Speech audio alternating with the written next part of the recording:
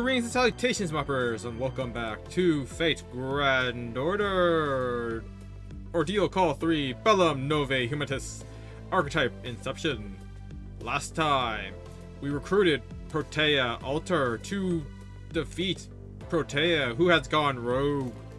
Turns out though, well, after Protea Alter ripped her arms out and her heart, we now suspect that that was not Protea, but in fact, it was Enki Ereshkigal controlling, well, I guess the dead husk of Protea, but at least we know our cinnamon roll didn't betray us.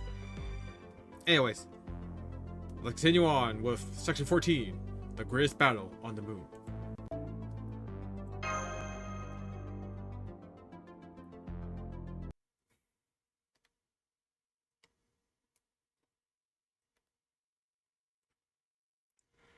"30 minutes after Enki Ereshkigal's declaration, Area C, O Dubai. At the same time, Claudia's lodgings, provisional beast hunt strategy room.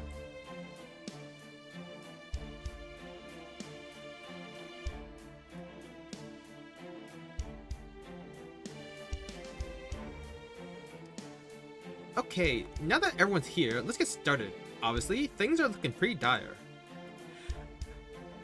I'm sure you've all got a lot you'd like to say, but let's leave celebrating the reunion until after the beast is defeated. We know. What's the situation, BB? Huh? Hakim? What are you doing here? I was worried about my restaurant, so even though I'm scared, I came anyway. I'm the only one here so far. So far, though. Parts of Dubai have been destroyed.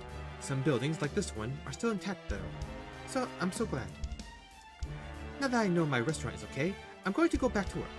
You don't mind, do you? Not at all. Just having you make tea for us like this is doing wonders to take the edge off. You're a big help. Thank you for being here. Oh, good. I promise I won't interrupt your meeting. I'll keep quiet. Okay, let's start by going over how we got to this point. After King Protea began a destructive rampage, Claudia recruited Protea Alter to stop her. Protea Alter was victorious in their battle, causing King Protea to vanish. When she did, Percival, Nigatich, and Bartholomew, all of whom we thought were defeated, reappeared. However, before anyone had a chance to celebrate, an enormous sword flew in from Area I, destroying both that area and Area F. The sword also toppled a number of the supposedly indestructible towers, and would have continued its path of carnage all the way to Area C, where we are. Had Protea Alter not stepped in and blocked it. We've since lost contact with her. We're still getting a faint reading from her, but it appears to be no more than a final flicker before she's snuffed out for good. It's taking everything Protea Alter has just to maintain her spirit origin. She won't be able to help us. If she hadn't sought that sword, we'd all be... Is there no way we can treat her? We did everything we could for her before we left Area F to come back here. Unfortunately, I can't say whether it did anything to help. The wound is truly massive in addition to being fatal. I doubt even a master healer from the Age of Gods could treat her now. Maybe if we at least had Suvu here. That it wouldn't work. Shufu's an adventure right now, not a healing specialist. All we can do is hope that Protea Alter somehow pushes through this. This is the entity who defeated Protea Alter. Enki Ereshkigal, an invading beast from a whole other universe. XX Alter should know more about her than we do. Take it away. Oh right, I'm XX Alter, and I'm currently reeling from suddenly being put on the spot like this. Seriously, lady? Anyway, I've never been to the Sapphire Galaxy's underworld, but I did hear some rumors during my time at the Dark Rounds. I think they said Enki Ereshkigal is a divine spirit from certain verse legends. Back when the universe was still red, in a sector where life cycles had stabilized, a religion formed around beings we call the Origin Goddesses. One was Ashtart, the goddess of revenge, and the other, Ereshkigal, the goddess of the underworld. Anki comes from our words from heaven, and earth, Ki. As her name suggests, Anki Erskine is the deification not of a single concept, but the entire world. So she's what we'd call the incarnation of nature then. Okay, so what world is she the deification of? Basically, a black hole. A black hole? You mean like the thing the president's always using? That's only a facsimile of the real thing. You know how two kinds of pharmaceuticals can have the same effect, but the generic one is cheaper to make and buy? Her black holes are a lot like that. In a way, it's an even more impressive feat of engineering than using real black holes. This next part is This next part is the kind of opening crawl commonly seen at the beginning of stories about interstellar warfare.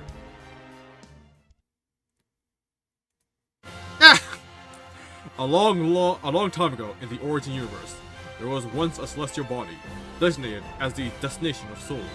Born from the gravitational fluctuations of multiple stars, it was a multi-layered black hole called a nestar. Drawing in and preserving all surrounding information souls, it became feared as the cosmic abyss, the underworld. Yet, roughly 20 billion years later, in the Servantverse, the Sapphire Galaxy, born from the Red Origin universe, humankind had transcended death itself. After all humans were now servants, meaning they would simply respawn in the moral realm upon death.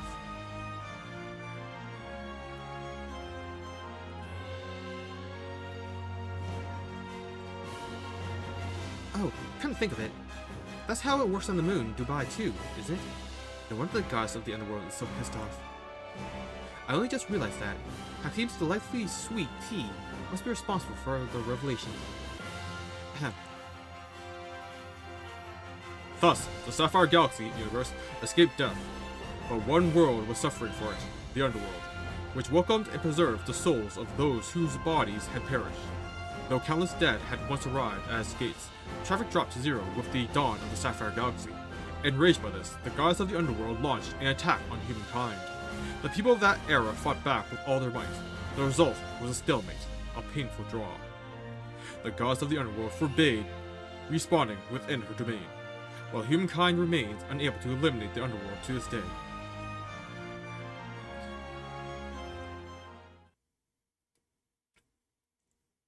And that was the story of the goddess of the underworld. I hope you found it useful.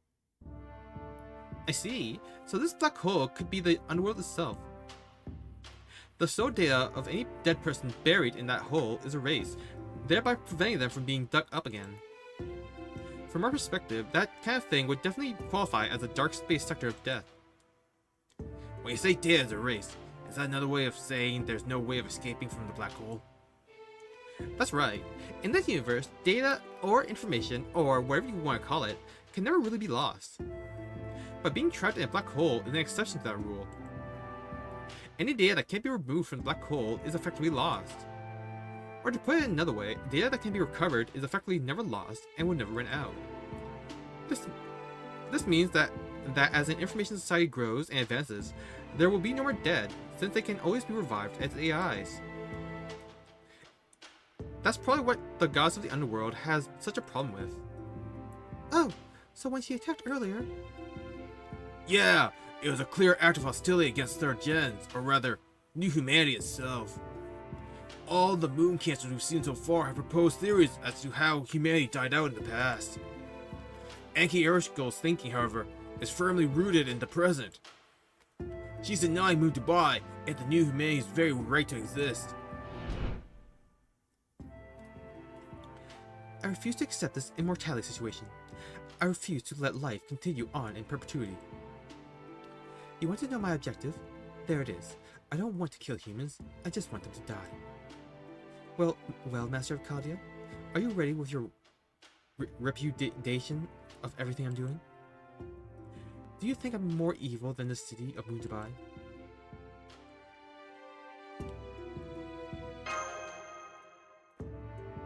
Thanks for the expedition dump, X Alter. In proper human history, Erskine was the queen of Kerr, the overseer of the underworld. by Enki Aerskull is a deified incarnation of the underworld itself. Virtually identical as they are, the two entities must have fused together, giving us her current beast form. As for the question of why a primordial goddess from the Servantverse appeared in Moon Dubai to begin with, pure accident seems to be the answer. If there is some kind of cause, it probably has something to do with Aerskull coming to Moon Dubai. When you first came to Moon Dubai in 3019, you thought you were actually in regular Dubai in 2030. Enki Aerskull probably sensed the instinctive revulsion Aerskull must have felt upon arriving here through the gate, leading to the two gods fusing. Through the gate? You mean a summoning circle? I didn't see anything like that here. I'm talking about the particle accelerator that looks like a Ferris wheel. It's basically a giant ray shift device. This futuristic city was meant to be used for space R&D. To accomplish its goals, it needed to escape Earth's gravitational field. To do that, it would have to travel at a minimum of 11 kilometers per second. The more mass something has, the more energy is necessary to increase its velocity. Imagine a space shuttle. Even as big as they are, with so much money poured into them, they can still only launch a scant handful of humans into space. At best, that might allow people to escape Earth 10, maybe 100 at a time. But a spaceship capable of carrying the entire human race? Even the sum total of Earth's resources wouldn't be enough. So the program's director had to figure out a way for people to leave Earth that didn't depend on speed. And that Ferris wheel looking thing is a result. It might be out of commission now, but the fact that it exists is a sign that people once tried to escape Earth through a wormhole. That's both incredible and useless. How did you find that out, BB?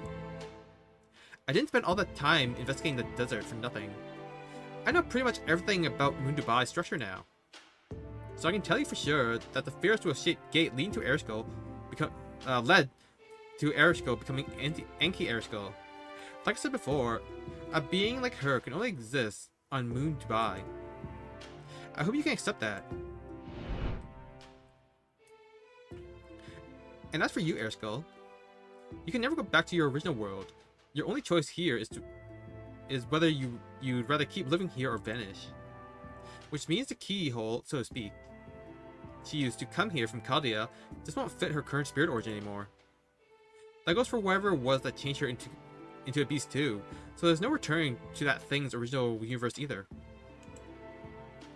As you are now, Aerskull, you're a new divine spirit that was born in this world and can only exist in this world.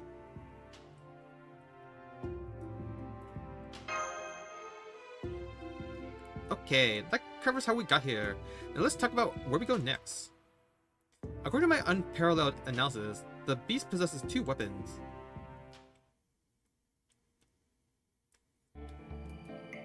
The first is her ability to control space. It's why all the space surrounding her has been so powerfully warped. The increased spatial density also creates a lag in the passage of time. Up close to her, 1 second for us is equivalent to 3 hours for her. That's not a good thing, mind you. It means that for every second we spend here, the beast has 3 hours to spend as she likes. Time dilation is pretty common near black holes. I take it that also means there's spatial collapse to deal with too. There is. I see you know your gravitational weapons. The sheer mass of Enki Aerskull's spirit origin causes the space around it to collapse in upon itself. You know how an antlion pit works? Pretty much like that, but with space. Imagine you're playing a video game where you can move at light speed, enabling you to dodge any kind of attack. However, you can still only move within the confines of the TV showing the game. If the TV gets destroyed, the game's over. It's a lot like that. Since space itself is caught up in this distortion, it doesn't matter how quickly anything within that space can move. So, if we get close to her, time slows down, which means she'll catch us no matter how fast we are. Okay, got it. That's a heck of a weapon on its own. What's the other one? The sword that destroyed the towers humankind believed to be completely indestructible. The blade is 820 meters long. Add in the hilt, and that's about 1,000 meters, and it's about 1,000 meters. That sword is one of a kind, a true super weapon that completely ignores the laws of conservation of energy. Now take a look at this image. A drone returning from Area I captured it.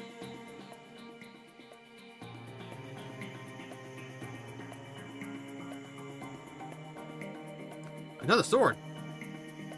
Is that going to be fired at us next? Fortunately, this sword doesn't seem to have the same mass as the first one, yet. That's why Anki Erskine hasn't moved from the Marion Hotel. She's still in the middle of forming the sword. According to my analysis, we have 30 minutes until she completes it. That's our time limit. That's how long we have to figure out a way to penetrate Anki Erskine's gravitational field, and get close enough to her beast form to destroy it, all while staying clear of that enormous sword. Unfortunately, we have a precisely 0% chance of completing this mission. It's hopeless. As things stand now, the means to save Moon Dubai simply don't exist.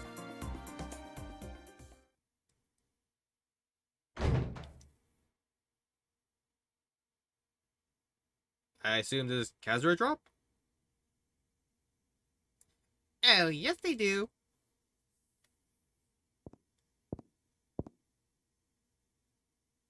I have no idea who this possibly be.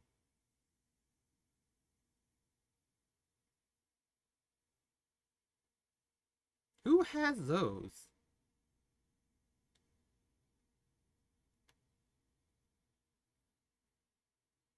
The reason the beast is able to wield such authority is because of her link to original universe. Wait, is that Sufu?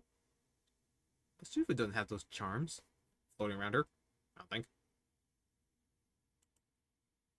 So if we can get close to the gate connecting Ereshkigal and the beast, we should be able to radically reduce her power. That voice!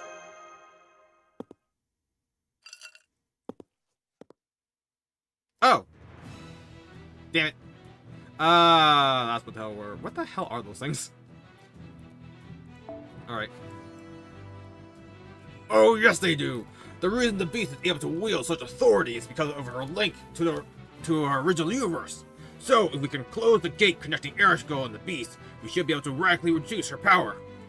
That voice. Thank you for the welcome drink, my good man. Indeed, I am the one responsible for the beast's complete awakening. The indomitable genius known as Thomas Alva Edison Alter. Now, allow me to present you with some brand new information for your campaign against the beast.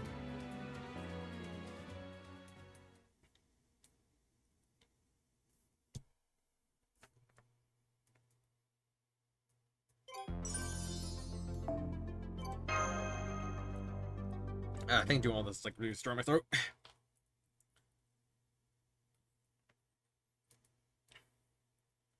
Let's begin with a flashback. Hey, how did he survive? I'm being sucked up into the air, but I'm not giving up, in or out.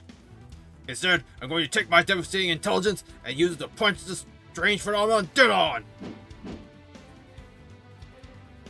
Stop struggling. It's time for your divine punishment. Abandon all hope and become fodder for my astral sword.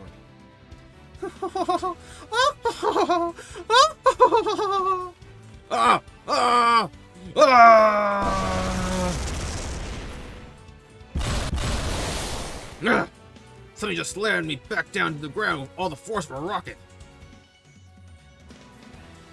You got shut down? And you're still alive? Ah! Good, you're awake. Stand up, Thomas. You don't have time to waste standing around. Zero, Ben! Ben, was that the experimental space-time piercing warhead we were developing? That's right. They were just lying around unused after you switched over to this dimensional gate plan. That's why I could only make 6 of them, and I plan on using the remaining 4 right here. Huh? What are you saying? Get out of here, Thomas. Leave this battlefield and resign from the election. Join the Master of Caldia. Put your incredible knowledge to good use. You brought the beast into this, so it's your responsibility. As head of the military, I am relieving you of duty. Don't be ridiculous. You want me to be a washed-up loser of a company president? Whoops. Are you mad at me for trusting the beast? No, I agree with all the decisions you've made. The fact is, we need something stronger than King Protea if we were going to defeat her after she began surging in the polls. It was just bad luck that our weapon of choice turned out to be an uncontrollable monster. That demon devoured every cent of my company's capital. She is the living embodiment of the phrase, Money is power. Excuse me? I didn't devour anything. Thank you very much. I'll draw the beast's attention. Farewell, Thomas Alva Edison. I have faith that you, one of the greatest inventors in all of human history, will restore light to Moon Dubai. Gentlemen! No!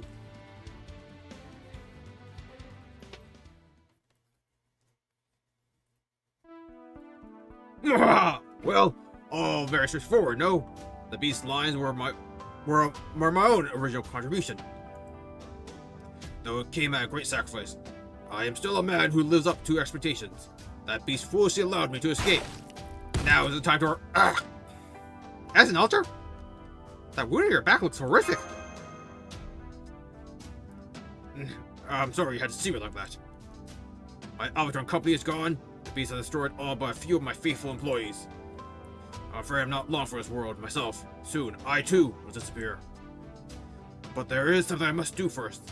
I've been laying all the others down if I allow things to end with me as a loser lion. So please let me assist you in your campaign to take down the beast. I don't know. Your company is gone. You can barely stand, let alone fight. I know we could use all the help we can get, but if that help's not actually going to be helpful... My animal instincts tell me this guy hasn't turned over a new leaf at all. I figured. I can also sense his "I'll betray you the first chance I get" energy clear as day. So yeah, since you already gave us that tip about closing the gate, could you just leave now? Don't be ridiculous! If I were to leave now, what would become my plan to gradually integrate myself into your team, buy up all Kalia stock, and use the enormous profits generated as the only shareholder to rebuild my company? Well, you heard him, Master. He's not even trying to hide his ambition. What do you think? You can never have too many allies. I'm fine with him joining, as long as the lip's okay with it. Huh? You want my opinion? Well, Edison was our enemy in Ode to Buy. I also don't like how he confiscated me and treated me like a decoration. He's loud, selfish, and his thinking is painfully behind the times. Even back when we were at the beach, he showed he hadn't learned a thing when he told me, "Wah, go on, eat up. The more you weigh, the better you look." Don't misunderstand me, Lip. I was merely encouraging you to improve upon your existing strengths for your own betterment. But as he's just shown, he's always picking up ways to make things better, even when you don't ask him to. So I think he'll be helpful, even if he can't fight, personally. I support bringing him on. Oh my, what trust, what camaraderie! One of these days, I will make a swimsuit that perfectly suits you. I swear it, Lip. Fine. We don't have any time to waste, so I guess I can relax just a tiny bit around him for now. Alright then, let's make the most of our new recruit. You said the beast can make full use of her authority thanks to a dimensional gate connecting her to her original world. So if we can close the gate, she should be significantly weakened. Do I have that right? Yes, she won't be able to return to her original class, but her ability to control the space around her should be dramatically diminished. Dramatically, huh? Well then, my noble phantasm might be able to neutralize that ability. I noticed the space around her is most profoundly warped at her feet. So if I create another black hole rotating in the opposite direction, it should cancel out the space-time distortion and reduce the time dilation. So how do we actually go about closing this gate? Is there a power cable for us to cut or something? Not anymore. The cable we were using was spiritualized. Now it's pouring all its power directly into the gate. But there is another effective method we can use. Cut the power entirely. That's right, we're going to destroy my entire power plant. Area I's underground fusion reactor. A bold plan. It seems viable, but what about the environment within the rest of the dome? There's not much use in shutting off a gate if doing so kills Master. No need to worry about that. The fusion reactor currently supplies about 30% of Moon Dubai's total power. If it's destroyed, the grid will switch over to auxiliary power. The output will drop, but the dome will still be able to maintain its environment. We just have to be more careful going forward. Regardless, Moon Dubai is finished and we can't take that beast down. Once the reactor has taken care of everything, We can take all the time we need getting it back online. Good point. Good point. Shutting down the fusion reactor still leaves things at acceptable levels by my health management standards. Alright, that just leaves the matter of that sword, Epitaph, I believe she called it. What do we do about that? Maybe the sword will disappear once the gate is closed? Sadly, it's not that simple. Now that it's already taken form, we won't be able to stop her from launching a second attack. The moment we shut down the gate, she will almost certainly realize what we're up to and launch Epitaph right then. What's more, since Anki Ershko is still technically your servant, she should also know your general location. So the moment you take any action, she could construe as hostile. There's a very high chance she'll launch Epitaph immediately too. Then you need to be very careful about leaving this place, Baron Draco. You need to wait to make your move until absolutely everything else is in place. I'll put you on my steed. The sword can only fly in a straight line, right? Then I'll show you my last second mid-air dodge. Dodging a 1,000-meter projectile? That's just not realistic. The shockwave from its passage alone would liquefy them. If that sword was maybe half that size, then they could probably avoid the shockwave, but... What is it, Lip? It's nothing. I was just thinking, even if Nizchist and Master Man do manage to dodge Epitaph, what would it do then? The beast is going to fire at the moment Master does anything he doesn't like, right? And anything he does will obviously begin here. So, wouldn't that mean Epitaph will strike here the moment he leaves? Hakim! Good point! Just dodging Epitaph won't be enough. We need to figure out what to do afterward too. Once Baron Draco moves out, we should all follow suit and leave Ode Dubai immediately. No need. Mash and I will defend against the attack. I refuse to let the city suffer any more damage. Having said that, the most I can manage is deflecting the sword. I'll need your help to even do that much, Mash. Yes, of course. I'm honored that you trust me with this, Sir Percival. I see. What a lovely exchange. Closing the dimensional gate will weaken the beast, giving us a way to deal with its overwhelming spatial distortion advantage. We also use the dragon's mobility to evade Epitaph, as well as the Knights of the Round Table's power to deflect it. This has done wonders for our chances of victory. I'd go as far as to say we have a clear path to victory now. However, we still haven't found a solution to our biggest problem. So far, we've been discussing how we can get close to the beast, but we haven't even begun to address how we might actually defeat her. Since we're prioritizing speed, the only ones here who can get to her fast enough are Nikitich and Mester, riding Nikitich's dragon. That means they're the only two who can actually engage her. Usually you need 7 grand servants to even stand a chance against the beast. One master and one servant alone could never be enough to beat her.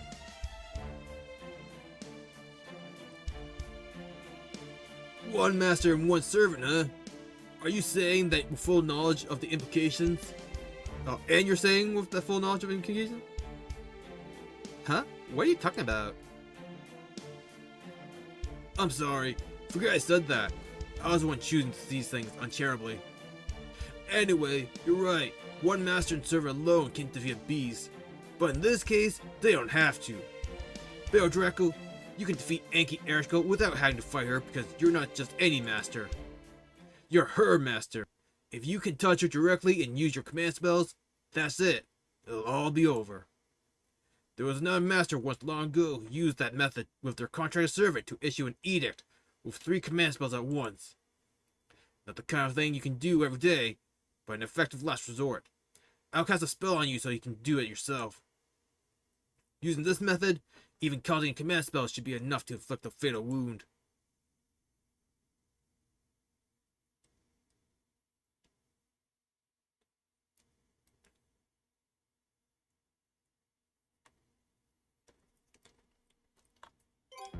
The fact that DB looks horrified is interesting.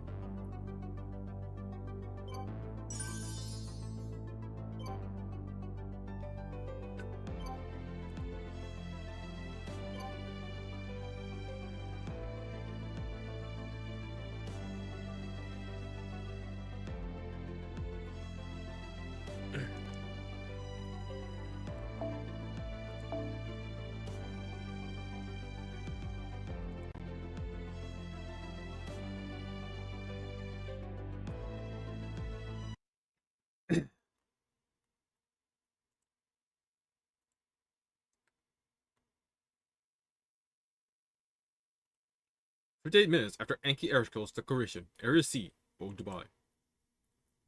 2 minutes before Beast Hunt begins. This is Addison Ulster, taking over command from BB Cosmo. Let's go over the operation one last time. BB Cosmo and Kishinami Hakuno left for Area I 12 minutes ago. We just received word that they've arrived at the underground fusion reactor. As planned, they will begin an emergency shutdown of the reactor in 2 minutes. At the same time, Nikitich and her dragon will begin flying towards Area I at 250 kilometers per hour. They'll have Bear Draco with them. The beast will launch her weapon, Astral Sword Epitaph, in response. Nikitich will then perform whatever aerial maneuvers may be necessary to evade it. Exit Ultra has gone ahead. She's in position by now. The beast will only be tracking her master's movements, so she's not likely to notice a single servant using independent action. Exit Ultra will use her unique flight unit to approach the beast via a different route. She will then deploy her gravitational weapon while remaining out of range of the beast's spatial control, then use it to neutralize the spatial distortion in the area. Finally, Mash and Percival will stand by here in Old Dubai at Epitaph's predicted impact point, and do their best to nullify the shockwave. And that's the long and short of the operation. Any questions? No? Good.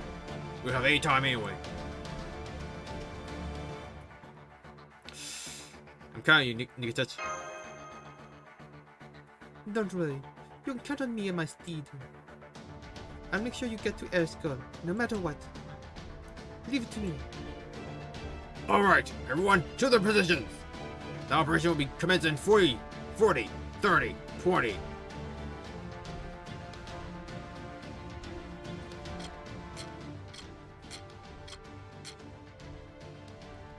Before we begin the operation, there's something I want to say to all you servants, especially to you, Bear Draco, as their master. For this operation, we'll be splitting up into 3 teams: Master Transport, Offensive Support, and Base Defense. What you all need to understand is that each of your teams is at risk of vanishing. I've run my own analysis. Less than half of you will survive this operation. Any Chaldean servants that suffer fatal damage to their spirit origins will return to Chaldea when they disappear. But for Bear Draco and Mash, vanishing means death, plain and simple. So I ask that all servants bear this in mind. Bear Draco and Mash's survival are a top priority. Okay. 10, 9, 8, 7, 6, 5, 4, 3.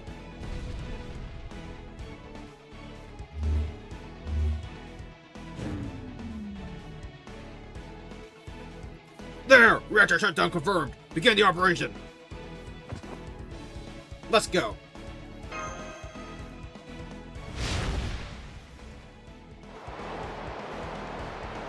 Hang on tight, Master. We're going all out.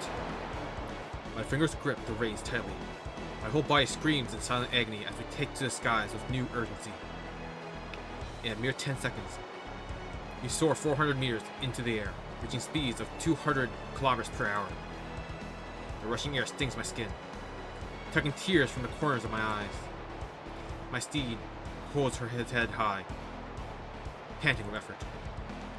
Even so, tirelessly, gallantly, he continues to flap his wings, gaining ever more speed as he gathers his strength. Keep your head down. Ignore the code. Breathe steadily. Don't open your eyes. Just leave everything to me. Without turning, I call out to my master seated behind me. Normally, I would have him hold my waist. This time, I fitted my steed with a saddle, and I am holding onto him instead.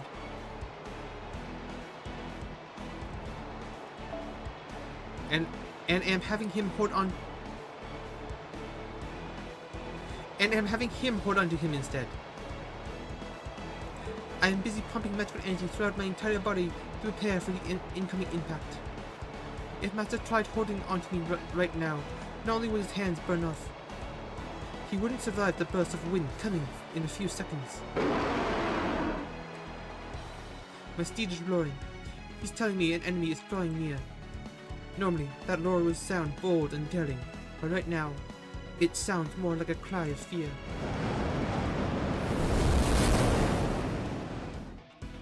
What?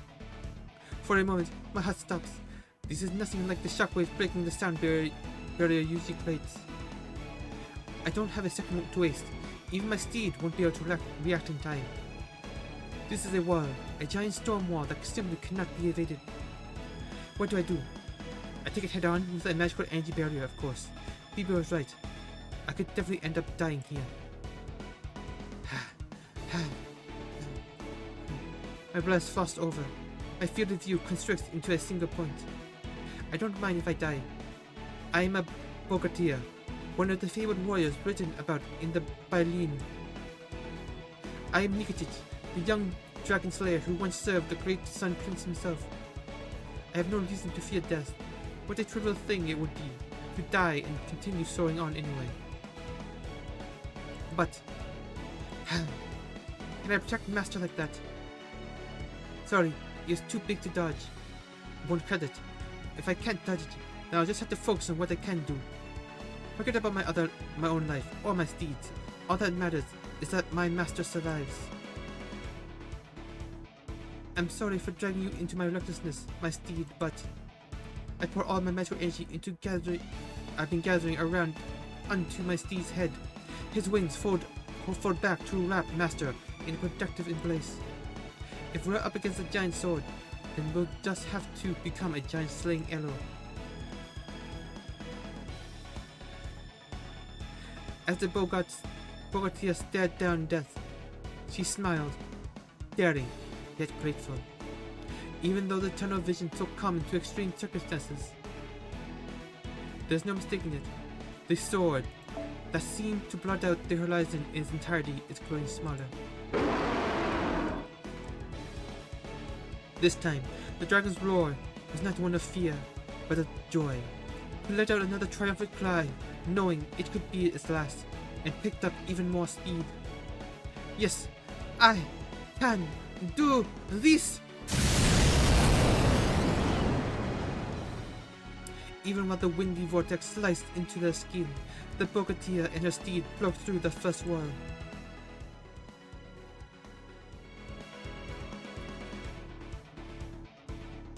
There they are! This is good, Bartholomew. Please stop the ship here. I send a signal to the helmsman on the deck. We're en route to the eastern desert. This special view can only be enjoyed from a sand ship. From here, I can see the entire eastern side of the city. It's also where I can see the massive sword floating above it.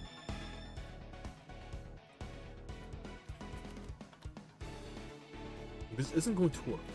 Nikitich's dragon just isn't capable of dodging Epitaph. Even if he manages to avoid direct contact with the blade itself, just passing near it is still tantamount to suicide. We're talking about a 1,000-meter-long hunk of metal flying toward them at the speed of sound, right? The shockwave alone would be enormous. Even if they manage to avoid that, the eddies left behind will still send them flying. If that happens, there'll be nothing left of the dragon, Nikitich, or Master, but a bloody smear on the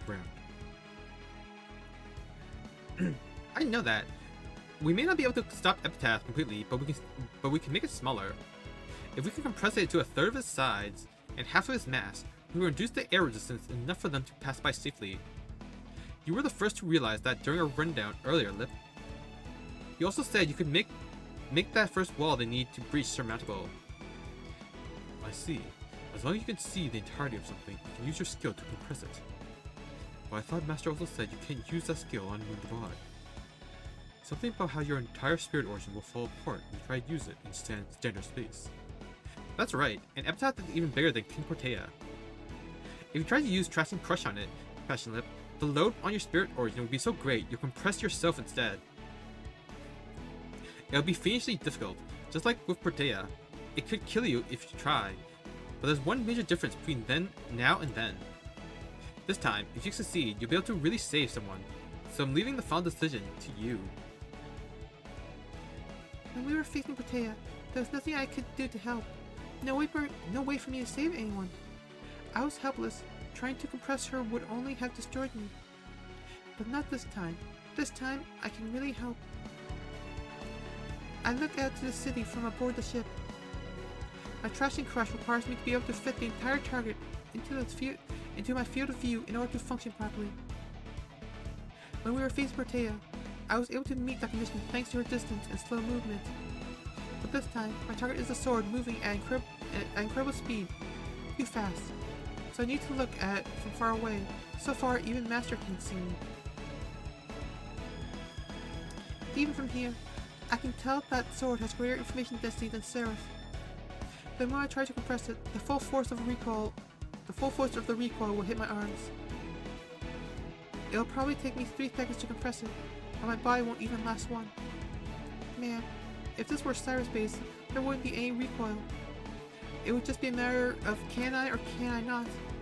For a moment, I considered checking out and trying to compress it now, while staying still, but BB warned me that would be a bad idea. As long as the sword is near the beast, she can keep pouring energy into it. If you TNC it too soon, she'll just fight you off. So if you're going to use TNC, wait until the beast has launched it. And make sure you succeed before it contacts Nikitich and Master. She makes it sound so easy. Why doesn't she just do it herself then? Complaining about BB helps calm my nerves. Maybe because it was normal for the other passion lip? I smiled wryly at that thought. In the end, I did manage to become the passion lip we all knew. And yet, it seems like this body of mine somehow knew what my future would be.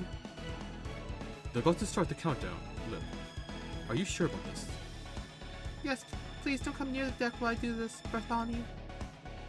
When I attempt to compress data quantities that exceed my processing capabilities, the excess load will be discharged as magic range.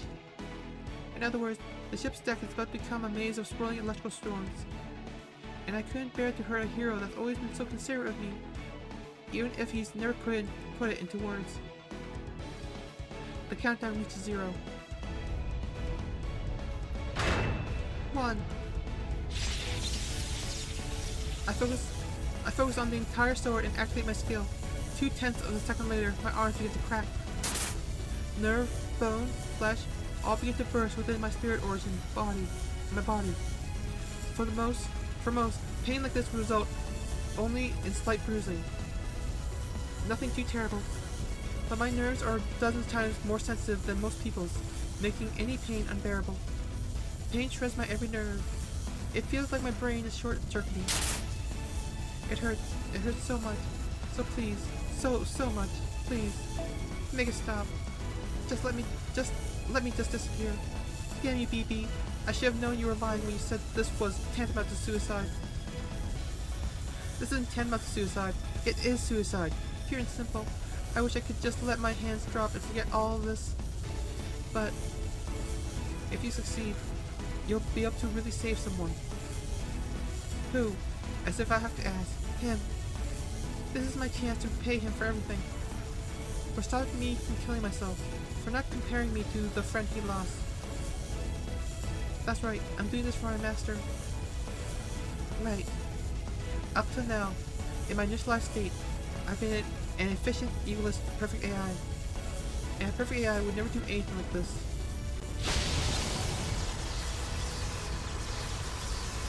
Wow, this is amazing. I'm not afraid. I'm really not afraid. My surprise overwhelms my pain. My emotions have made me more capable. I have an ego now. Characteristics like this are unique to humans. AI shouldn't even be able to experience it. I used to think ego was completely unnecessary. Now, I'm grateful I have one. I'm not the old Lip, but this me, am still going to save you, Master!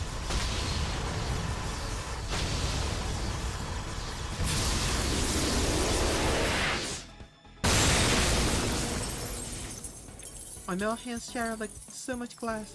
As my consciousness fades, I think to myself, the old passionate called Master by name, didn't you?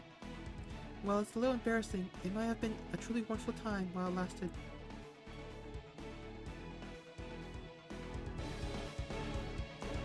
"15 minutes before the beast hunt began." You want to know Eptaph's predicted trajectory? I stopped BB just as she was leaving for Area I to ask her something. I know now that the beast's giant weapon, which she called Astral Sword Eptaph, would fly from Area I to Area C The question is, what trajectory will it take, assuming it lands in Old Dubai? What will its passage do to the towers in Area F where the AI souls are being stored? There's no way to survive attack, so several towers are destroyed before the sword strikes Old Dubai.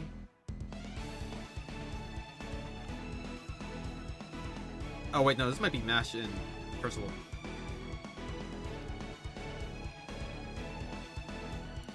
Those directly into Sword's flight paths are numbers 12 and 6. I calculated Nikita's route to minimize the damage as best we can. This is the optimal approach. I expect our dragon and Epitaph's paths to intersect here, in the middle of Area F. From there, Epitaph will run through Tower 12, followed by Tower 6, and finally impact the ground in Old Dubai. BB's numbers won't be wrong. That makes my next course of action clear. Or Percival? BB's numbers won't be wrong. That makes my next course of action clear. What do you want me to tell Mash? Everything. Tell her not to worry about me, and tell her I trust her completely.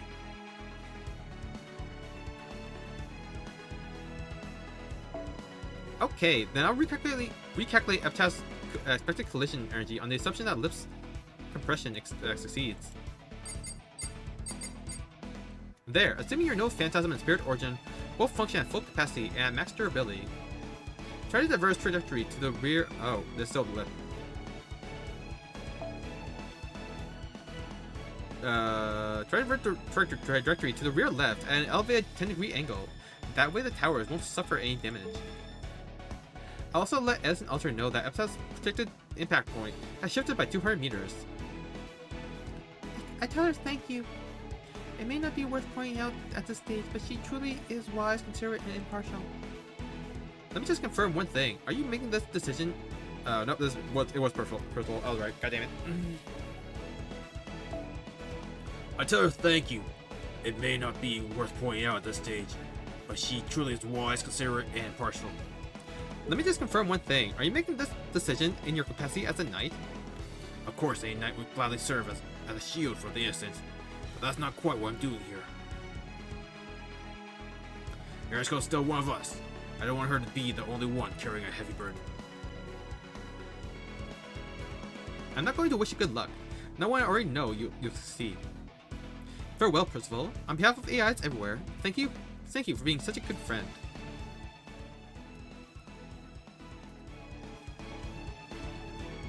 The news that the beast has destroyed some area F's tower spread across the entirety of Moon Dubai in a matter of seconds. Some AIs cut off access to all sources of outside information out of fear. Some turned to BB Dubai for a solution. Some rushed to preserve as much of their current selves as they possibly could. In the end, the citizens' actions all traced out a singular pattern. Standing wide-eyed and helpless, as they turned to stare in the direction of Area F. Not one of them understood this act to be identical to the ancient custom of praying to the heavens. The beast launched her sword. In that instant, the eyes housed in the towers 12 and 6, understood their fate. They didn't understand death, not really. They'd never actually seen it before. So they didn't realize that they were simultaneously afraid, sad, and desperate for help. They simply watched the approaching end, as though they themselves were unthinking storage devices about to be destroyed.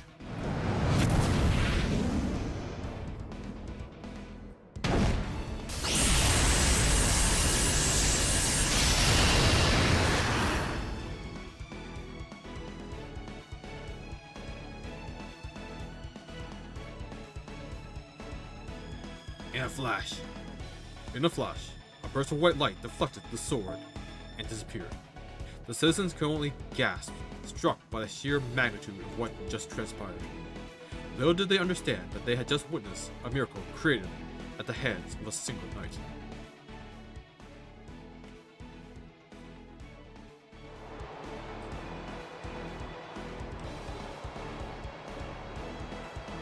There, Epitaph has launched.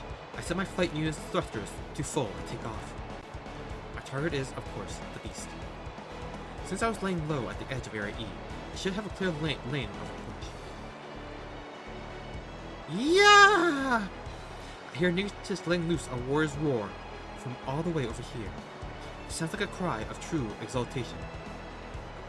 I'm a little jealous. I doubt I can make a noise like that, even if I won the space lottery. But I do get how she feels. Those raging air currents should have torn them to shreds. Megatouch and her dragon used a drill form to bore right through them. It's like being one of those crazy hard unfair video games on your first try. And that's not all. They even get more points for keeping Master perfectly safe within the dragon's wings. Oh wait, that's not quite right. Master looks like he really wants to throw up, but struggling mightily to pull it down. Now that's guts. I have to make sure I don't let them outdo me. Enemy sighted. 1200 clicks to target beast. We're dealing with a beast, so this is a perfect time to focus on raw power and ignore galactic safety regulations. Not that I ever paid much attention to them, being a villain and all, but this time, I don't even have to justify myself. Damn, seriously? It's hard to believe, but both the enemy's scanning range and the firing range appears to be far superior to mine. Quantum armor damage, approximately 60%. It's a good thing the gate was shut down and the beast isn't at full capacity. If she had, I'd be dead. The left side of my head, my whole body really, is gone. So are my beam sights and my drone subordinates. Ow. If there's some good news, is that the pain also disappeared along my spirit origin. Ow, ow, ow. But what do I do now? I can't fight with no weapons. 1,000 clicks to go. Up ahead is Beast's domain. In a time-delayed hell, 1 second lasts 3 hours. My job is to use my node phantasm to neutralize it. Can I do that? I can. And that's because... Ultra Reactor Seal, broken. That's the ancient king crowned with the very galaxy. Dryad, Frost, Great Attract. Genesis Flash, this order into chaos. The will of the divine decrees the earth and nebulae.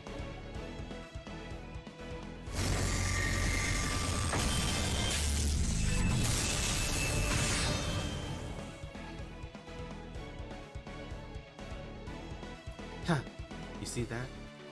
It's a good thing I packed twin-sized.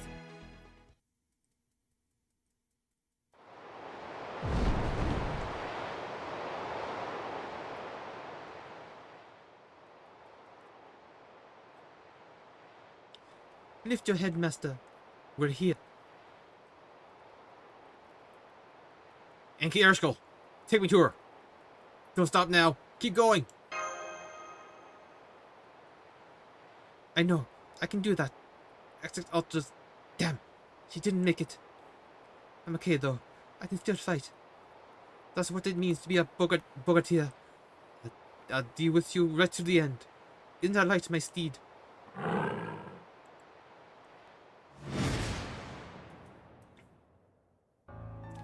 So you made it past Epitaph, and while protecting the new human city more dearly than your own lives. Very well. If you're so committed, then I will give no quarter. Even if I physically change back into the goddess from this universe, I remain Anki Erskine, the underworld incarnate. I am the singularity in which all souls are laid to rest. I am the inviolable domain where all memories are preserved.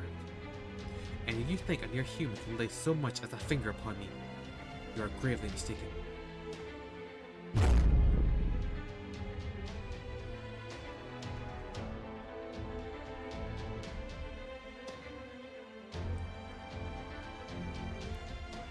Anyway.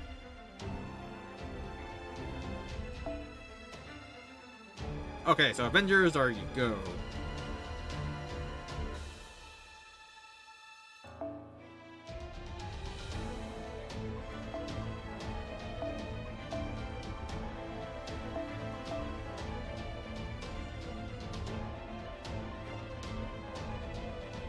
Yeah, I don't really think I have a looping Avenger.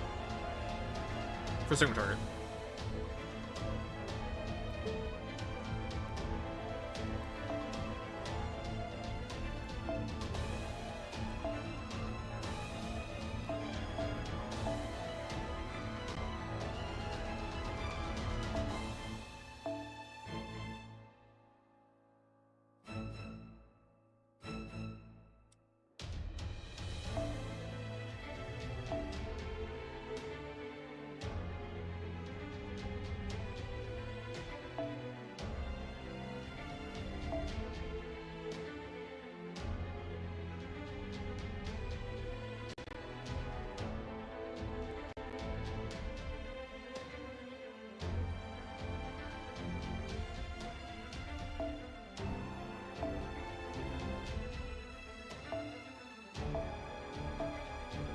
Alright, now... Shelter can burn, right?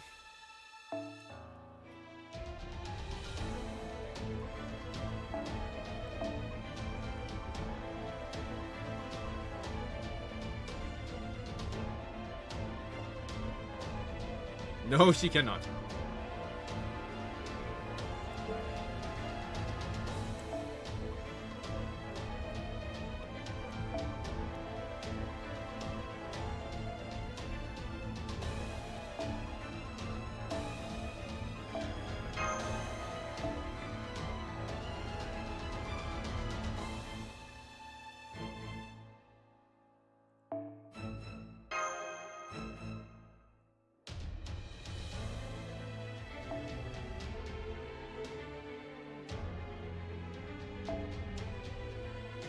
Damn.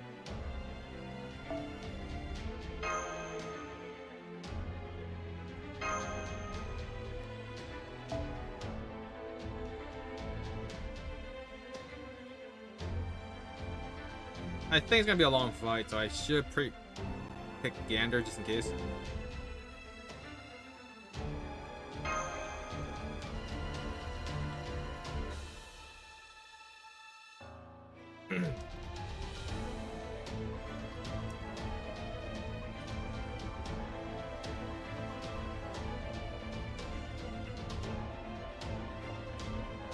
I feel like there's more on my nose. It's super annoying.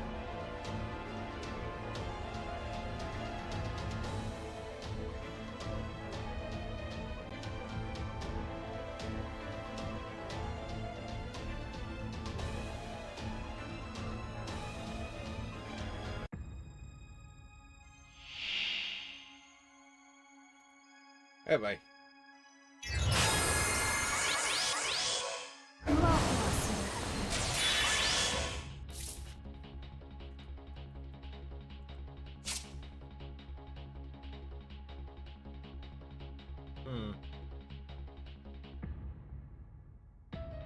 Not super useful.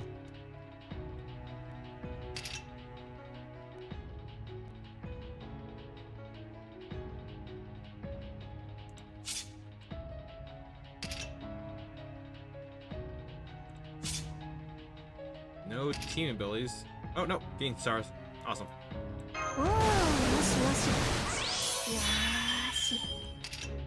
Perfect.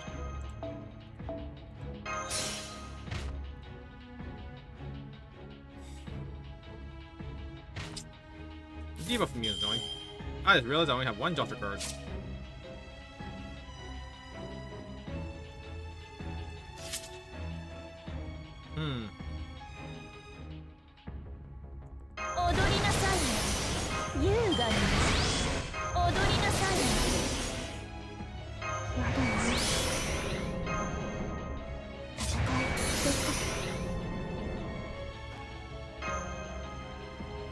NF もちろんお望みのままに。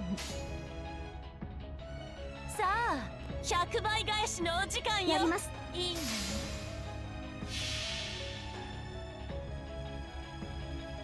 すべて灰に、すべて塵に。我が憎悪で汝のすべてを狩り尽くす。ラグオンドメント幽閉。不毛ね、まったく。突破します。Oh, perfect. That was surprising.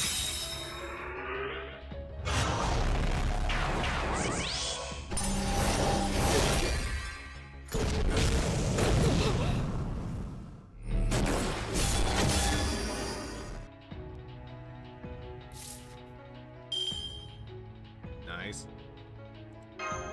白兵戦行きます。完全配慮よろしくて。はい、NSS サービスです。もちろんお望みのご用件は？ええ、はい。吹っ飛びなさいませ。楽しいかしら？燃え震いなさい。Meteors?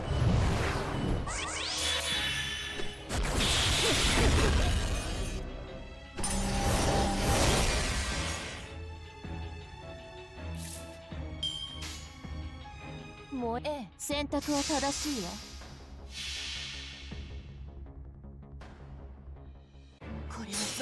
って磨かれた我が魂の方向へ。ラグロンドメント・ニューヘイン。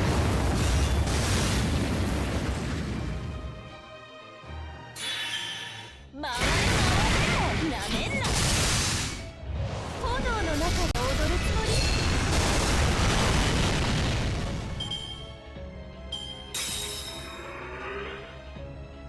Oh, we're done. Weird.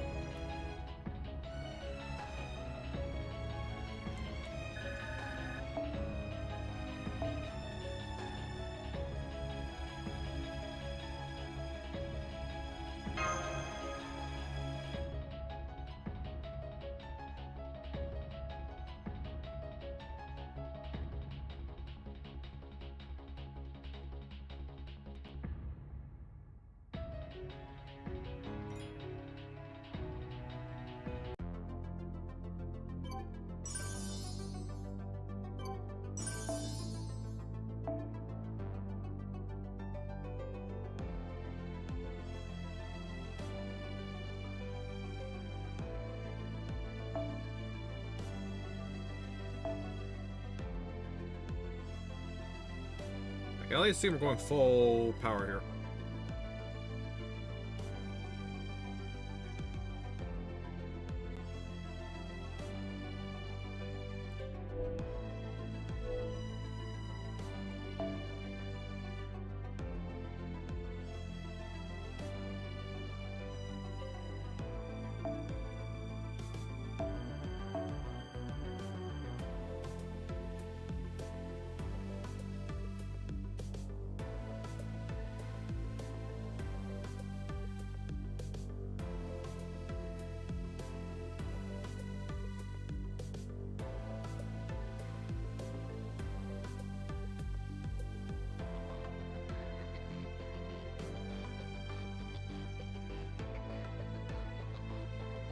Why can't I see the sermons I want to look for?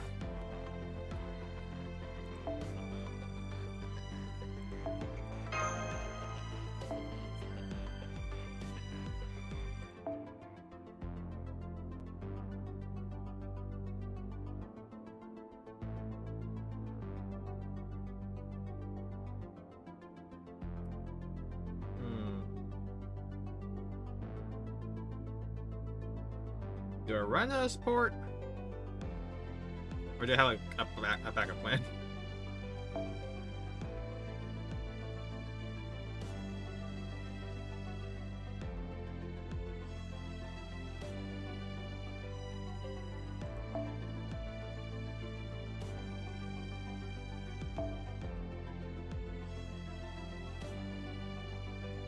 See, it's quick.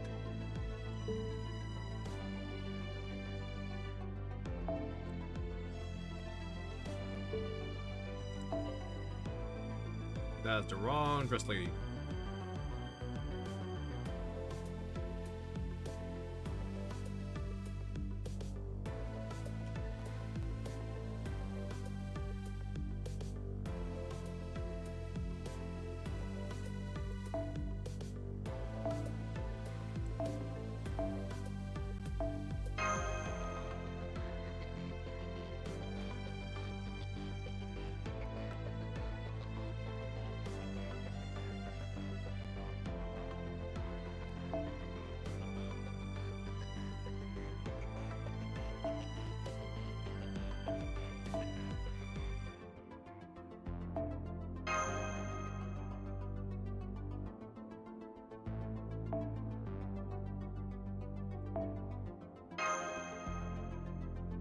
Alright, this seems good.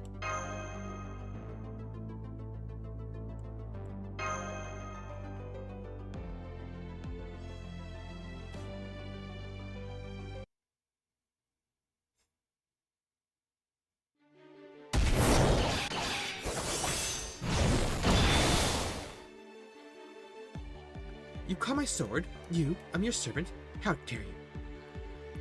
Ha! You see that? I finally got the hang of dealing with those big swing of hers. But I won't get another chance. This is it, master. Don't worry about me. Just jump. All you have to do is win to touch her. All you have to do to win is touch her. Doesn't matter where. Huh? What can an unarmed master possibly hope to do just by touching? Now I see. You mean to use your command spells to order me to self-destruct. Ha! You're as foolish as you are naive. I told you, you would never lay so much as a finger on me.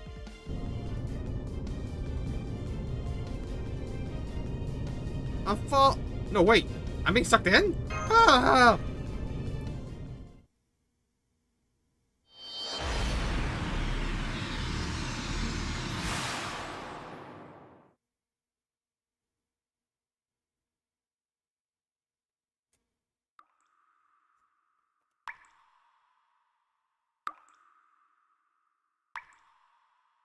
I can hear someone. Overcoming death, escaping death. This future is wrong. The succession of the prime species is a mistake. You must protect the haven for souls. You must protect their peace, their dignity. Our duty is to preserve. We must not let that which belongs here disappear. The underworld should not be a place of fear, but finality. You know that. It is engraved deep in your very soul.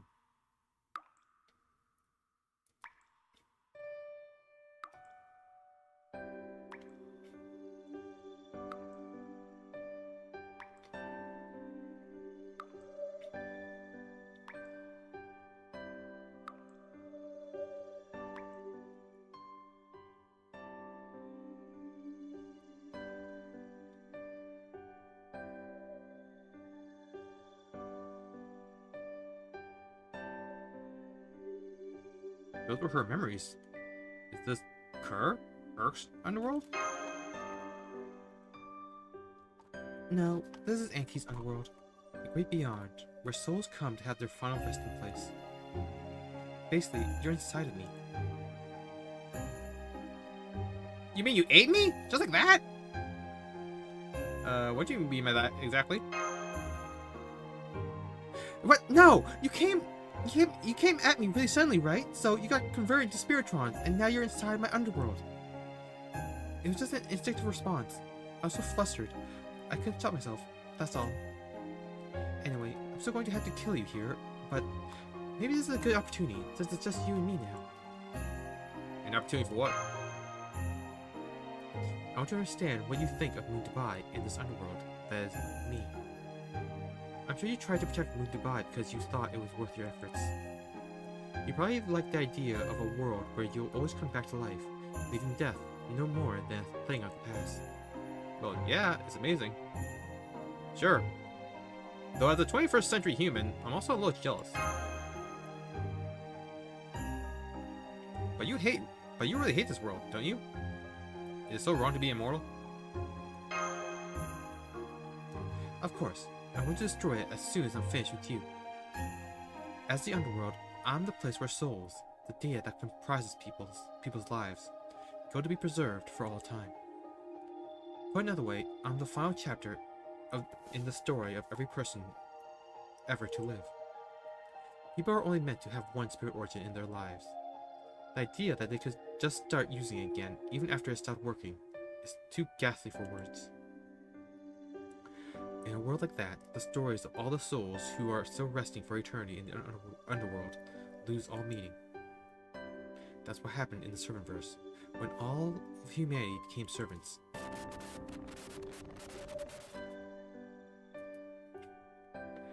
What do you mean, finished stories are getting sequels just because they came back to life without any rhyme or reason? I understand this fury. I feel it. It resonates with me. This is the very height of blasphemy to me. Queen of Kur, charged with guardianship of the underworld until the end of the universe. Life has to have an end. That is non-negotiable. And when it ends, that life's soul, its record, has to remain in the underworld for the rest of time. Most importantly, this place, completely devoid of anything, must be of the same standing as the rest of the universe. That's why I'm destroying Moon Dubai, why I'm annihilating the new humanity of this world. I'm committing mass murder to protect the underworld, which is my very self and my pride. Anki Airskull has watched over the underworld for billions upon billions of years. She has every right to be angry. Well, now you get where I'm coming from? It's not too late to switch sides. We still abandoned Dubai and swore loyalty to me. Airskull, who survived all alone in Kerr, and Anki, forgotten and abandoned by humanity, are one and the same.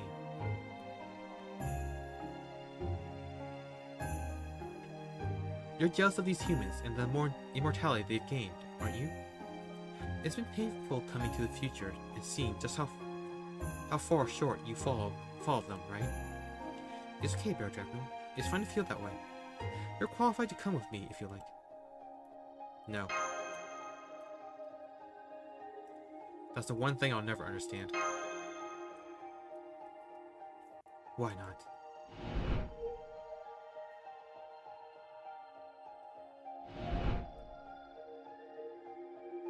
Because that anger you feel is anything but justified. I see. Then this is where your story ends.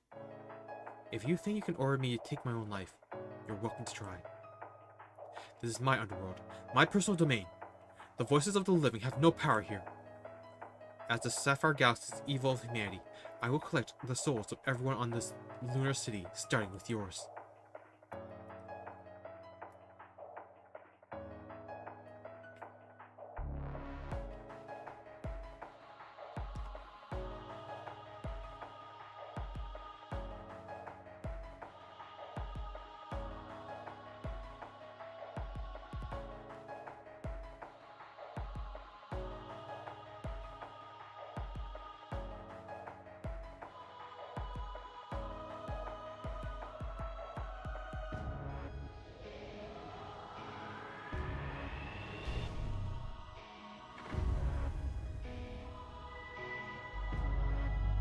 Evil humanity, preserve. Amassing.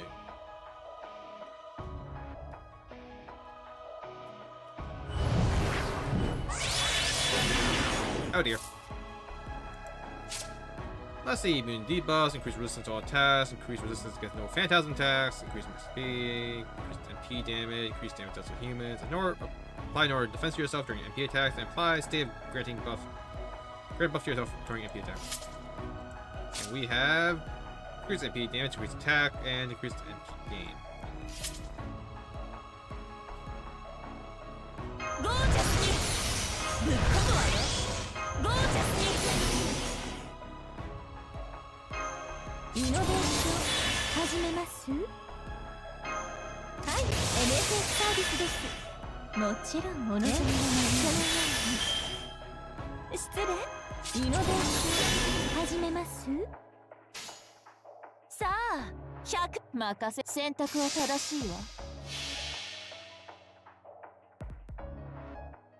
Okay, how much is the reduction?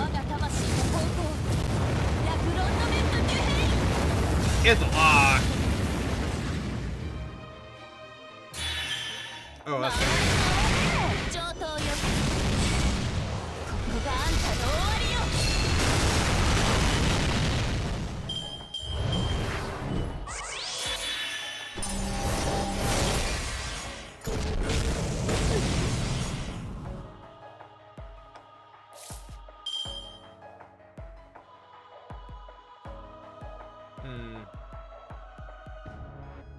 Don't think I need to use it yet.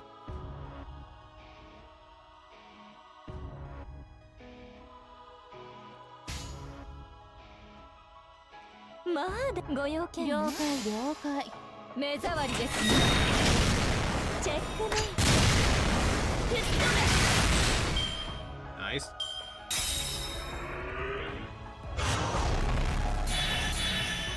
Not nice.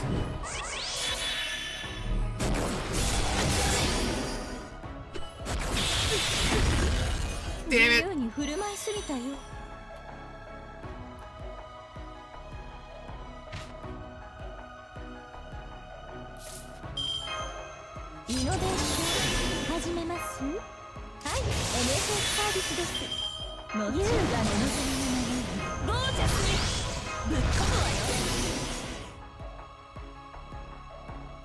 Okay, she has invincibility, right? So she should survive, unless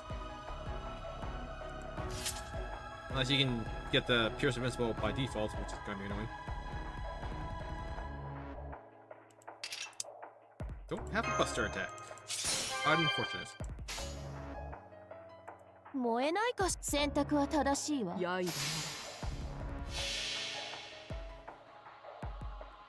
剣は憎悪、竜は復讐、炎は王鵬。差し貫くは何もかもラグロンド・メット・デュヘイン。回れ回れ。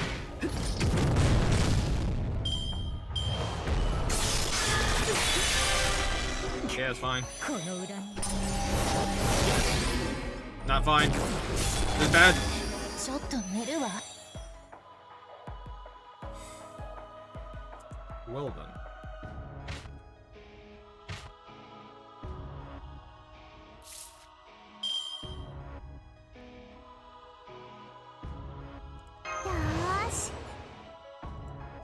And we have 3 turns again.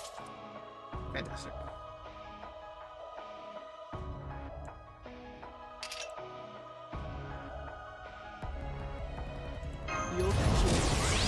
Does she count as demonic? I have no idea.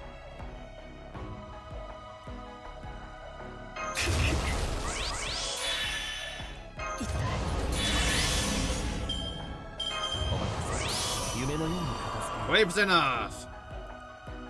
God damn it.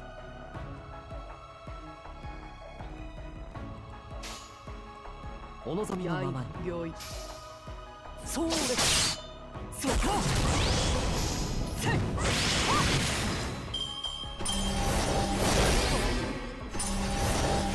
かぬ聞かぬ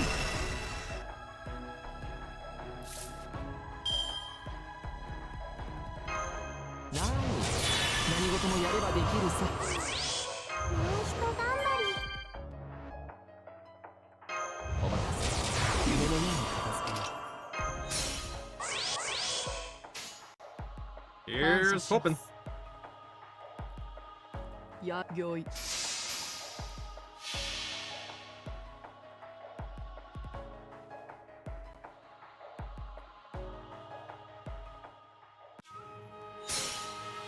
さようどうせこ Yeah, れ it's を a good thing I bothered with a backup MP or backup yeah. チリアクタになるがいいゴー発展陣内空列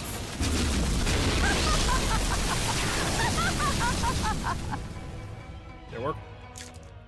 It did not. ぜさ Oh, thank God. 天網開会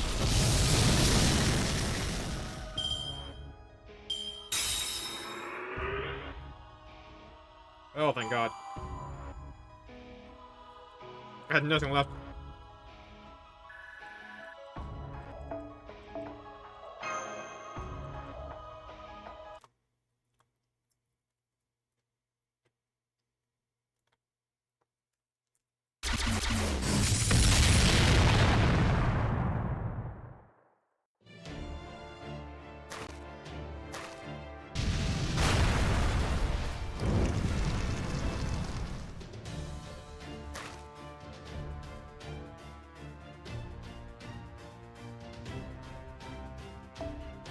As expected, he is even more stubborn than I imagined possible.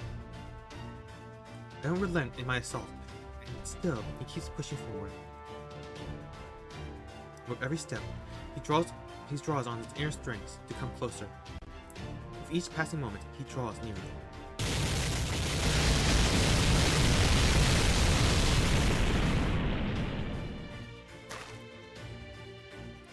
Part of me has already given up. Beside him, I feel as if I'm acting purely out of desperation. Still, it never even entered my mind that he might use his command spells. I mean, just look at me. Nobody would think our master-servant and servant relationship was still in effect.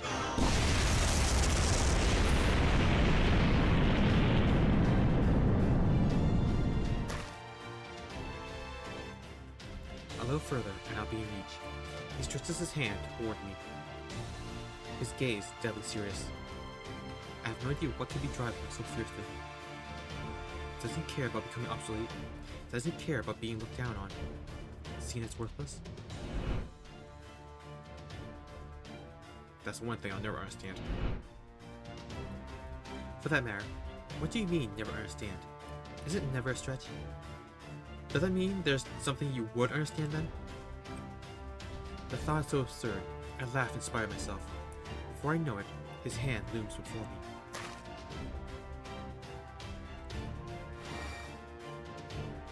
His command spells are glowing. Part of me is already resigned to my fate. Hang on. What'd he just say?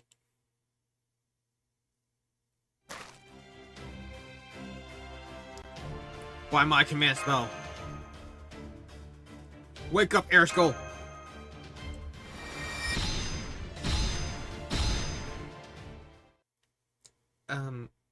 Okay. I actually am awake. Thanks. Don't faint on me! Come on, get a hold of yourself. Are you sure you're not the one who needs to wake up here?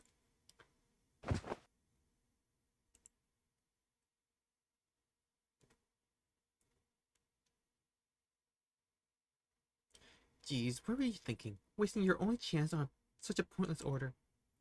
It wasn't meaningless. How so?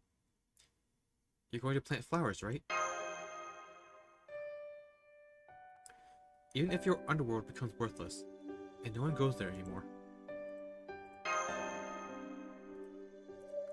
Even if it's in the far reaches of a distant universe. I'll still come visit you one day. I promise.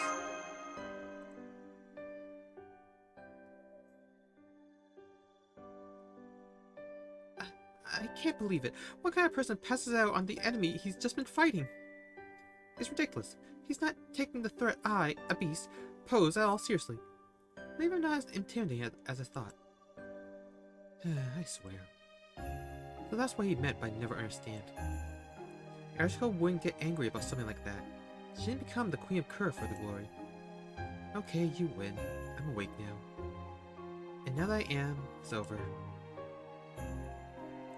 The underworld of Anki and the underworld of Urk shall never meet. Of Erishko's feelings haven't left me. I can't maintain the spirit origin anymore, which means no more space beast. Don't worry about keeping your promise to visit me in the farthest reaches of space. I know it's impossible. This battle was enough of a miracle on its own. It would be a waste to ruin that by piling on more. So, farewell, Master of Earth. I'm sorry my underworld had neither flowers nor stars for you. I really enjoyed this battle. It's just too bad I don't have anywhere to go now that it's over.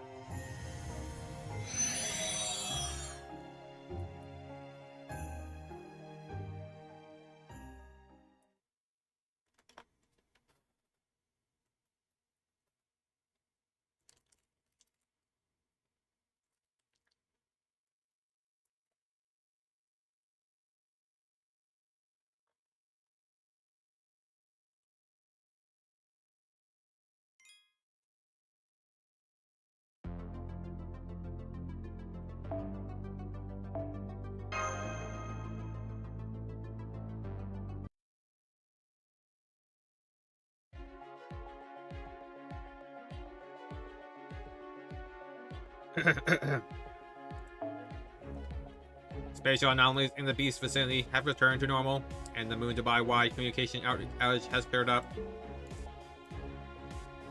We just received word from our comrades in Area I that the beast's disappearance has been confirmed. I know! I can see that from here! What's more, the sword sticking in Protea Ultra and the sword that was deflected towards the desert region are both gone. Your dragon did it! So this is the truest bond of a master and servant can share. Men, a hearty round of applause for both of them. Very good. Now with that, let's get straight to work. My fine 40 comrades who escaped Area I. Now that the battle with the beast is over, go retrieve Nixtus from where she crashed and bring her to the infirmary. Where did X Ultra land? The desert? Then send word to Bartholomew. He's still over there. Have him retrieve XX Ultra and take her to the infirmary. And of course, don't forget to prepare a proper welcome for Lip when she comes back with him.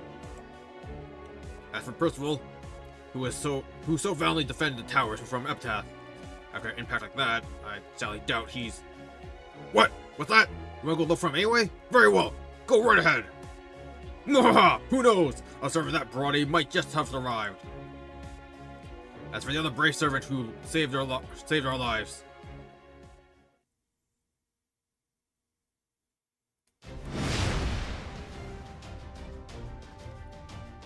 The dragon has taken off. Epitaph will reach Dubai in 60 seconds. Okay, Master Percival, we're counting you. Wait, where's Percival? Sir Percival went on ahead to protect the towers. I'll be guarding Dubai on my own. I see. So this is why BB changed the source projected impact point. Don't be ridiculous. All hands, prepare for emergency evacuation. You too, Mash. Forget about this place. No, Sir Percival is going to deflect Epitaph here, and I'm going to deflect it even further away from the city. Everyone, please brace for impact. What? Can you really do that by yourself? I can, even if I'm on my own. No, I will do this on my own.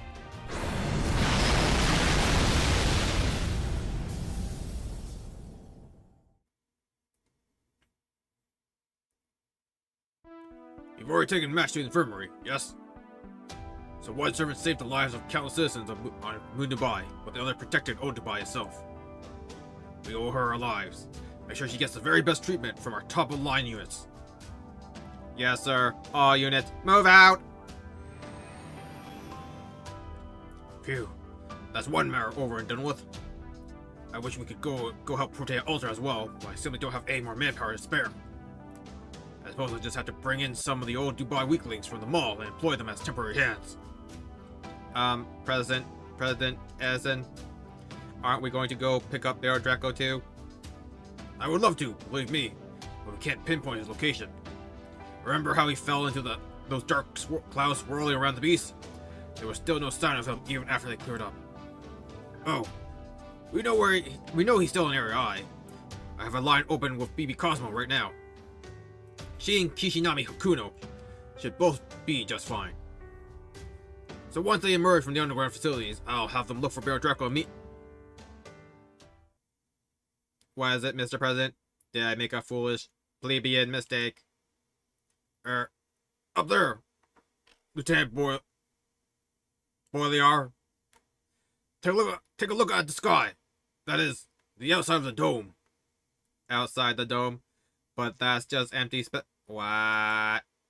What?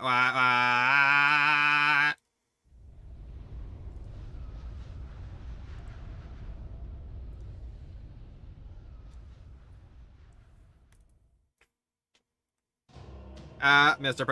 President, but no, it can't be, but it is. That's right, it's Earth. Earth itself is flying towards the moon. We don't have time to worry about an election. All of Moon Dubai is in more danger. So we're going with the moon fell into Earth? That's the extinction plan? I'm very creative, BB.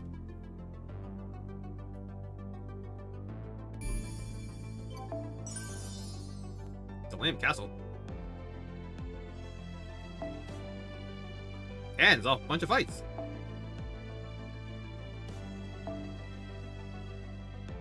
Why is it just riders?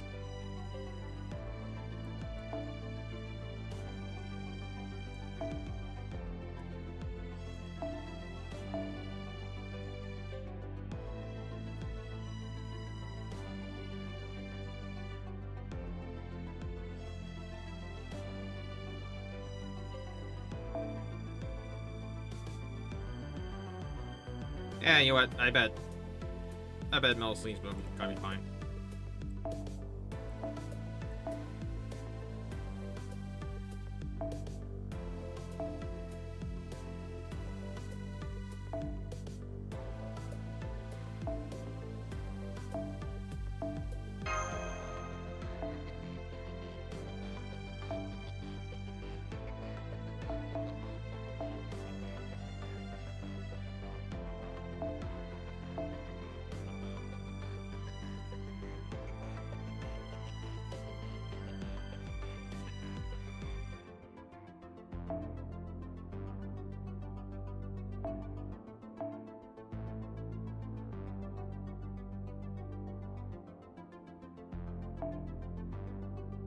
You can give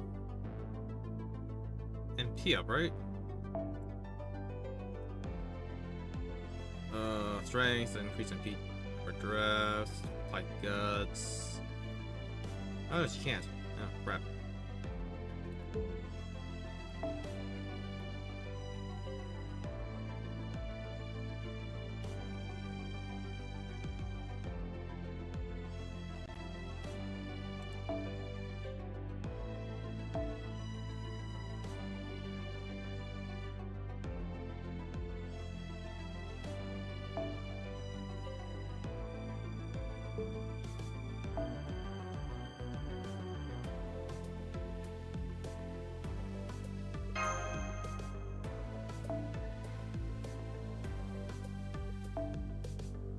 And begin her turn. Give me my Prisma.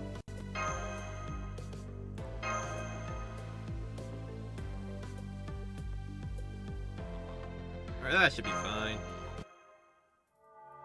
Section 15. Earth Fall. Holy crap, it took so long. Or I started real late. Despite coming from proper human history, a world that still has a future, he fought valiantly to protect this city in a world that has none. I took the liberty of observing your battle with the beast from another universe. Your exploits were truly magnificent. Well done, Master of Caldia. Well done, heroic spirits of Caldia. On behalf of Earth, I commend your accomplishment.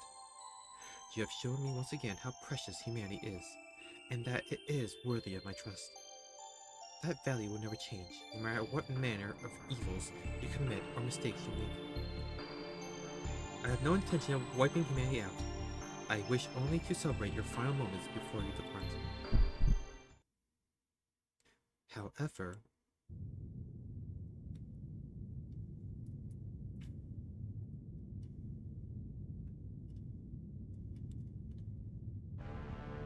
there is a chance that I might wither and die before that happens. Then who would be there for you in your final moment? So I have decided to annihilate humanity before I disappear, using my own body, Earth itself, as my weapon. It was no trouble, really. I simply enhanced Earth's strength a bit to draw it closer towards the moon. It will wreak havoc on the seas for a while, but that's okay. There's no civilization left on that Earth to worry about. Only those of you on Moon Dubai will perish. You must be bored of always seeing the moon falling towards Earth, no? But I thought the reverse might be novel. You have 3 hours until Earth impacts the moon. I suggest you make your peace. Really?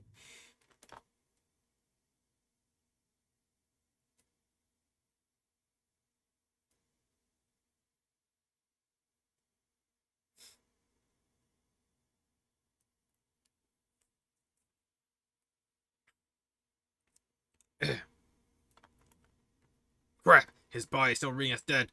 Is it being dragged along by his consciousness? I know, I guess it would be Kuna, wouldn't it? Because he's the mandatory support. No! Better save the cereal or anything. Act now! Think later! Hey! Hello? Wake up, Bear Draco! Get some blood flowing to your brain again!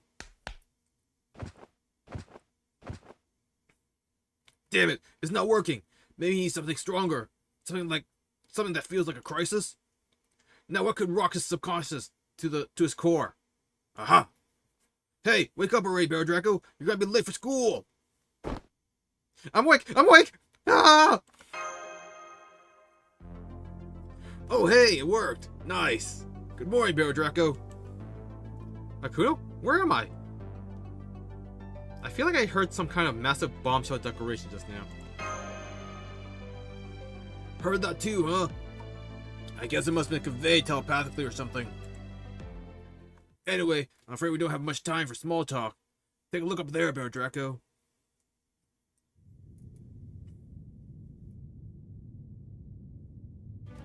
As you see, things are looking pretty rough. There's no time to waste, so I'll explain on the way. We have 3 hours until Area H's moon cancer drops Earth, the entire planet, on our heads. You and I are the closest ones to Area H, And we can't count on reinforcements arriving in time, so 2 of us are going to fight Archetype Earth alone, right? Have no choice but to fight Archetype Earth alone? That's right. Glad you're so fired up. I was honestly pretty nervous, so this worked out perfectly. I know it's a lot to ask, an awful lot to ask, but right now, we're the only ones who can reach her in time.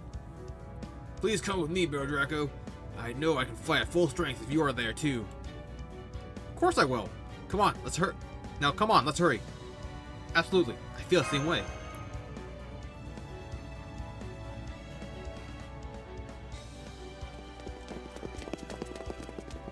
It's not even been 10 minutes since you defeated the beast. We're the only people in Area I. Our objective is to defeat Archetype Earth before she can drop the Earth on the moon. Well, more accurately, the moon is doing the falling. Maybe it's just the princess's way of getting even with us.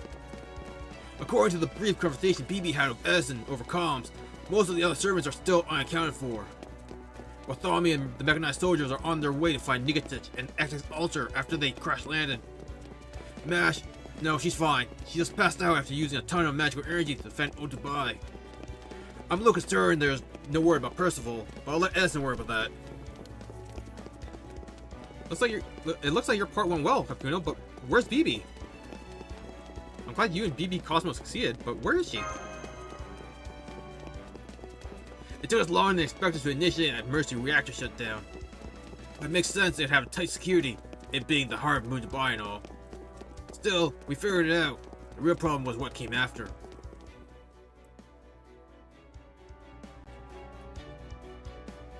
And that's everything Edison Alter told me.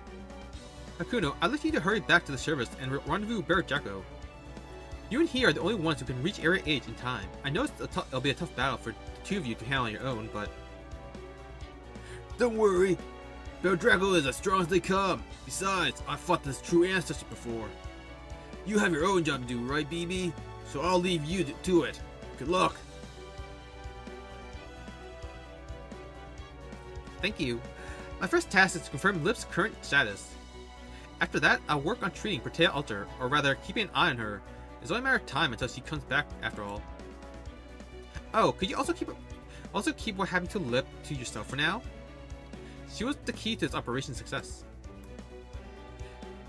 But we only told Edison Alter, Percival, and Bartholomew what part she played. Lip herself asked us to keep it from everyone else.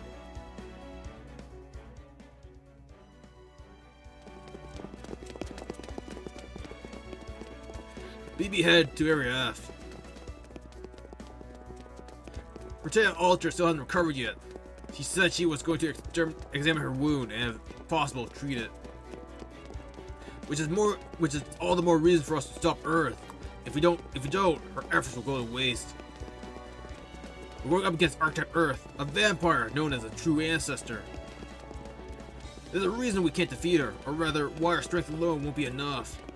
So we need to put off direct conflict with her until the last possible moment and find her weakness first. What is her weakness? She may be a natural moon chancer, but she should be capable of independent manifestation.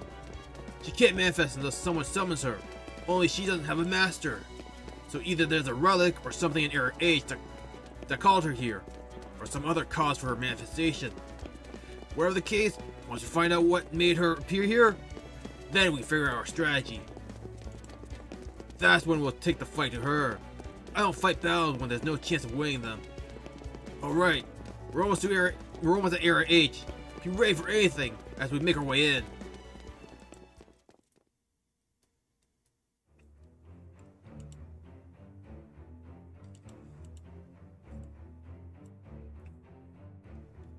So this is Area H. Huh? It's night here? Looks that way. It was just daytime in Area I. Maybe this is how it always looks here. Oh. So you're the only ones who showed up. Disappointing, but oh well. I'll be waiting up here, in the sky. If you wish to defeat me, you need to get past my castle's best attraction. The 7 what-ifs of the world. Each and every stage is a work of art unto itself, as well as the result of boundless ingenuity and repeated refinement. An ordinary mage could never hope to clear even one. You will have to overcome 7. Rejoice. Well, go on then. You don't have much time. Enjoy wasting it struggling to get as far as you can.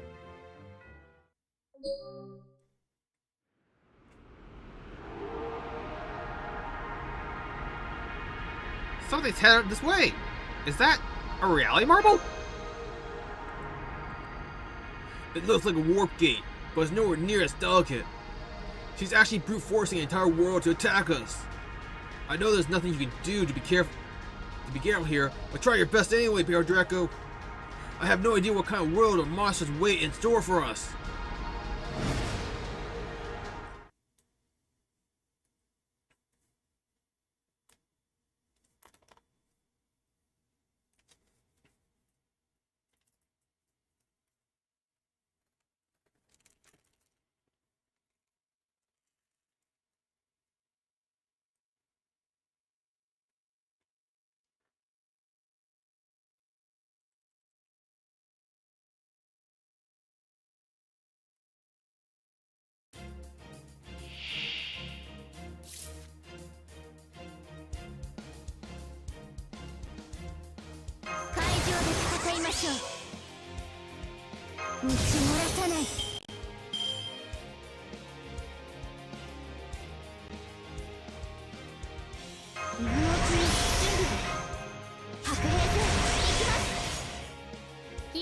張り切るわ。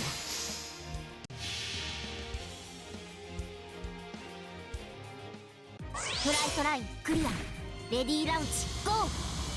ボンディーヌ出る。ASN 発射。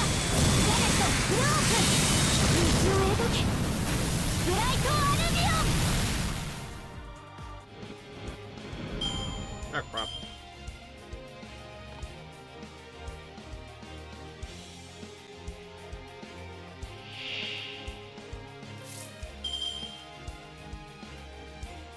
会場で戦いましょう。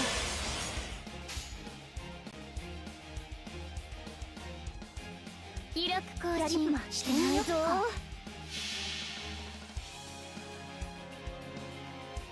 いい空ね。文句なし。シューター、例の合図はメリコ完璧。全部と合図。クレイゴ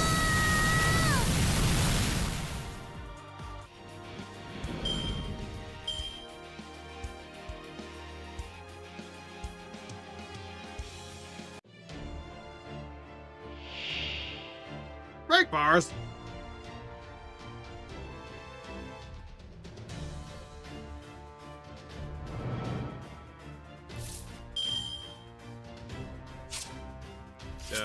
Okay. ー。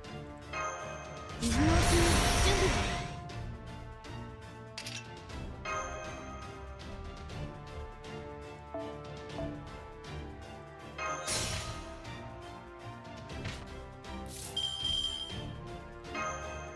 つまり練習だな。他にやることないの？キャビンで待っお猫仰せのままに。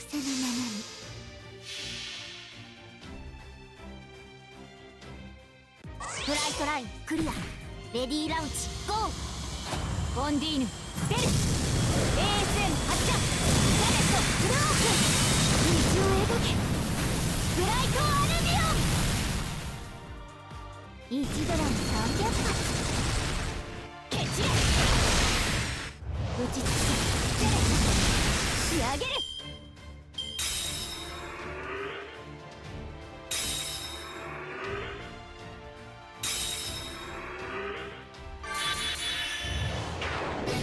Oh dear.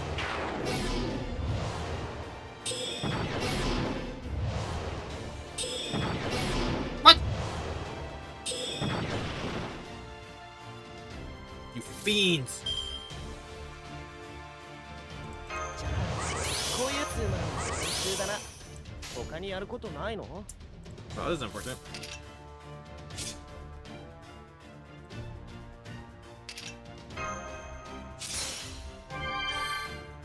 Oh. I thought it was defensive buff. よし行くぞ。やります。罠だ。無駄だ。ここでうわ Oh god, how long does this last? 2 turns. 何のもちろん Oh god, they're gonna do it again. それはいつか来る兆しの星。誰に呼ばれるまでもなくあなたは星をかざすでしょう。アラウンドカリバーン。そのあたりえい Good. Good. God damn it! Oh, good. そうでなくっちゃ。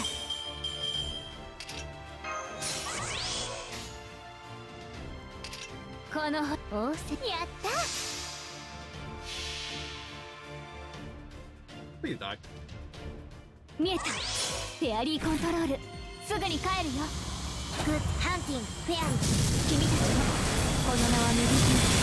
ラッピー水の乙女超ダウンワーロンナイト。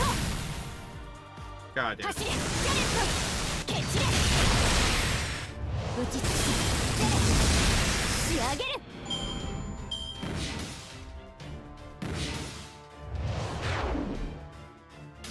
Still mine. 打ち漏らさない。白兵戦行きます。戦いでき Now please die. た。この仰せのお願い。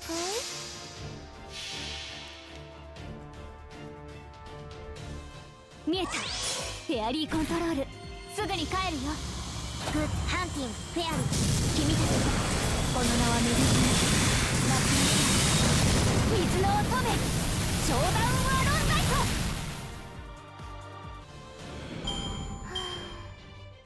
気持ちよかった。この武装気に入ったかも。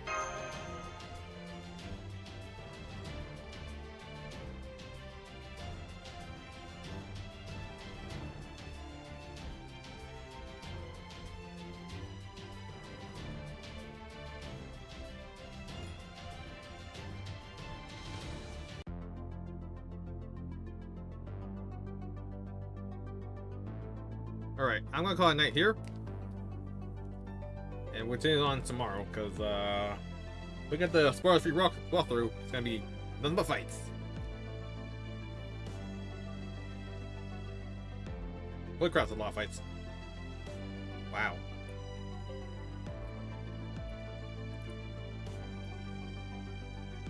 But this is technically part 3 now, so... At the final stretch! Final stretch being like 10 nodes. So, until then, thank you everyone for joining me today, and I'll see you all next time. Bye-bye! I gotta figure out... I gotta